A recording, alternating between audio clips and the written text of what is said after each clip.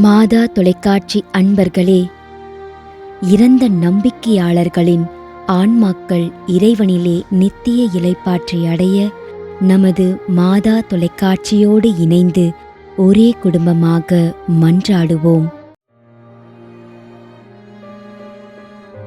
D. பங்க்ராஸ் 10ஆம் ஆண்டு நினைவஞ்சலி.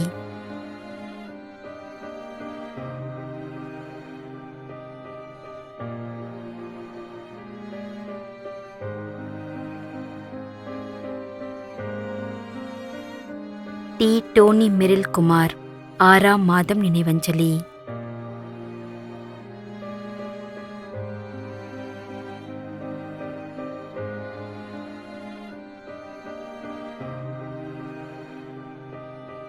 Edwin Robert, Bangalore.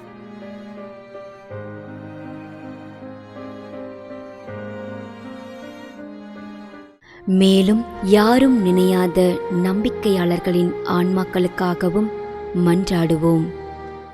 தந்தை, மகன், தூய ஆவியாரின் பெயராலே ஆமென். ஆண்டவருடைய பெயராலே நமக்கு உதவி உண்டு. விண்ணையும் மண்ணையும் படைத்தவர் அவரே. அருள்வாக்கு. திருவெளிப்பாட்டு நூலிலிருந்து வாசகம்.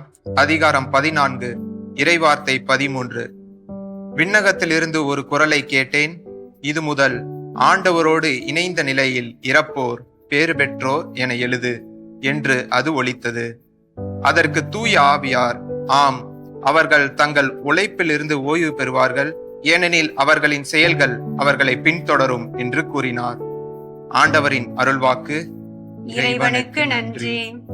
நம்மிடையே வாழ்ந்து இறந்து போன இறைவனின் அடியார்களுக்காகவும், மேலும் குறிப்பாக மாதா தொலைக்காட்சி வழியாக நீத்தார் நினைவில் இன்று நினைவு கூறும் இறைவனின் அடியார்கள் அனைவருக்காகவும் மன்றாடுவோம்.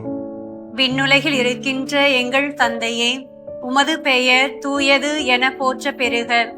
உமது ஆட்சி வருக. உமது திருவுளம் விண்ணுலகில் நிறைவேறுவது போல மண்ணுலகிலும் நிறைவேறுக.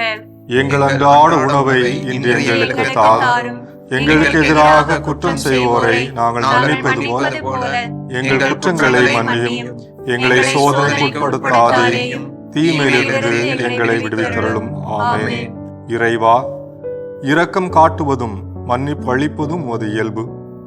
ஆகையால் உமது திருவடிகளுக்கு வந்துள்ள இன்று நாங்கள் நினைவு கூறும் ஆன்மாக்கள் மீது இரக்கம் கொண்டு அவருடைய குடும்பத்தார் மற்றும் மாதா தொலைக்காட்சி குடும்பம் செலுத்தும் ஜெபங்களை ஏற்று அவரது குற்றங்களையும் அவற்றிற்குரிய தண்டனையையும் மன்னித்து அமைதியையும் முடிவில்லா வாழ்வையும் தந்திடுமாறு எங்கள் ஆண்டவராகிய கிறிஸ்து வழியாக உம்மை மன்றாடுகின்றோம்.